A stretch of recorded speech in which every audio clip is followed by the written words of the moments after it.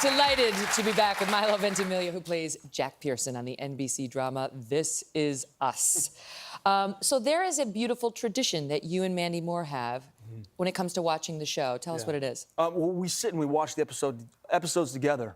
You know, kind of like traditional husband and wife. You sit there and watch a TV program together. So Mandy and I, we decided from the beginning, let's just sit and watch the episodes together. But I think it gives us an opportunity to not only see it for the first time, but then also, like, after that, talk about it.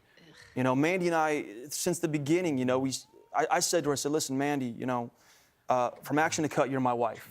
So let's just, like, build that, communicate, make sure we're always in touch with what the characters are going through. If you're not happy, I'm not happy. If I'm not happy, I hope you're not happy. So let's always find those moments to, like, come together. I don't understand how the two of you aren't madly in love with each other in real life. I don't get it. Like, there's such chemistry, and the scenes are so beautiful. Yeah. Dan Fogelman is a genius. I know. Dude, what he Dan writes Fogelman for is you. such a genius. So, like, is it hard not to fall in love with each other?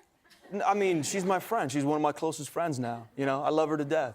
I love Mandy, yeah, of course. But I mean, I love my cast and my crew, and I mean, and all of us. He's so good with his crew. When I went out there to This Is Us, he knew every single guy's name on the crew. I mean, to a person, and there were hundreds of them. Yeah. Which honestly just speaks well of you. You're not this arrogant actor who just thinks you're all that. That was clear. No, you know, I'm a cog in the machine as like anybody else. How did you first get into acting? Oh boy, I think I was putting on little plays at my parents' house when I was a kid. I started doing local theater, local repertory theater. I graduated high school. I did theater through high school. Went to a conservatory in San Francisco, and then I started at UCLA in their program and was going to school as I was trying to become an actor professionally. When you got cast in Gilmore Girls, yes, did you know it was going to be the hit that it was? Actually, I didn't know, but that was my mother's favorite show. Yes. And so I remember the day that I called my mom. I remember I was like doing laundry. I'm standing by my washer and dryer and said, hey, Mom, so I had this audition for this TV show, Gilmore Girls. Oh, that's my favorite show, Milo. And I go, yeah, I know. I said, so the good news, Mom, I got the job. Oh, you did? That's great. How many episodes? I said, a couple seasons.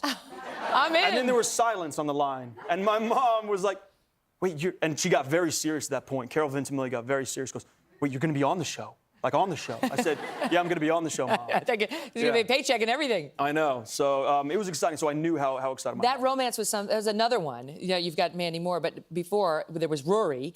And that was another one that we all wanted to be that girl because he was like the sort of tortured soul, but intellectual and creative type. And she could pull you out of You know what I loved about Jess Mariano, though, was he had this heart of gold. He just kept it like shrouded and cloaked and like all these things that had happened to him. And slowly by the end of his storyline on the show, you got to see that here's this decent guy, here's this kind of good guy. And I appreciated that, I respected that. You know, he was you're just a obviously misunderstood kid. attracted to characters like that, because that's, you know, that's what Jack is too. Yeah. And I was saying before we went to break that you've said one of the great things about Jack, about This Is Us, is it's getting us to talk about things like our own existence, Of course. our own joy. Yeah.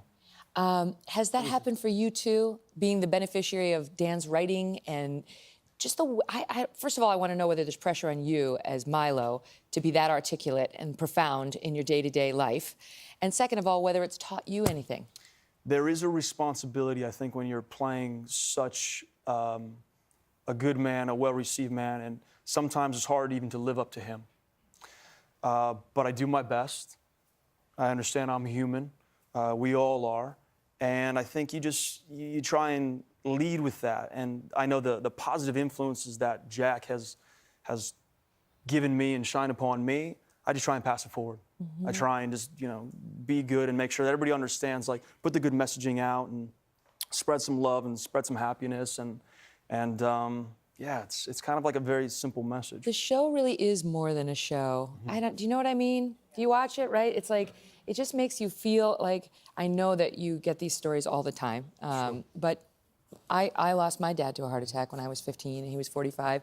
And just the way they speak about it and the way they talk about loss is somewhat cathartic. And it makes you feel not only bonded with the characters on the show, but just takes you back to your own life experiences. So do you feel that when people come and interact with you on the street? Well, absolutely. Yeah, I feel the desire for someone to just feel this presence that they've watched in their homes on a television set. Like, that's the thing that I always have to consider is I've been in people's homes before. I may be meeting them for the first time, but I've been in their home. So I try and respectfully understand that embrace that I'm given, and try and just respond in kind. We've been talking about all these amazing shows you've been in and all your opportunity. I know you told me that it hasn't been all rainbows and unicorns when it comes to the critics. Oh, sure. And there was one in particular who never liked you and then did. Can you tell us that story? It wasn't that this journalist didn't like me. They had never really given me a favorable review, but that's their job as a critic, and I understand that. We all have jobs, and that was their particular job. But then on This Is Us, they actually gave me a positive review, and I had an opportunity to meet this journalist. And when I was speaking to them, I thanked them. I said, you know, for years you gave me negative comments, but that drove me to always do better. So I want to thank you, and I appreciate that. This journalist couldn't believe it. No, they were just I'm like, sure. I'll write more bad things. I know, yeah, please. Milo's a block of wood when he asks, all those things. But yeah. Good for you, though, for being so generous with someone who wasn't all that kind. Of course, to you. but also, you know, the thing that I try and understand is I don't know what they're going through in their life, and they don't really know what I'm going through in my life. So I think, you know, having the commentary, a lot of people want to just have the commentary.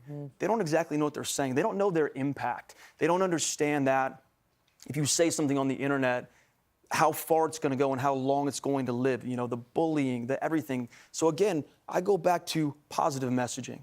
I go back to trying to be compassionate, trying to be empathetic, try to understand, remind people to put new Duracell batteries in your smoke detectors. Yeah, right. Things like that. Do some good in the world. Do some good in the world because it is in our power to do. Now, I can't let you go without asking about the season finale. Okay. There was a little tease. There was a tease that showed an older Jack. Sure, yeah. We know Kate's getting married. Was that like a dream sequence?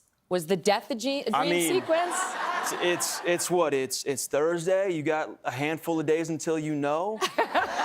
Megyn, I held out on telling you how Jack passed for months. I tried so hard. You think I'm going to tell you why Jack is old? I can't do it yet. Soon enough, though. But I will say this.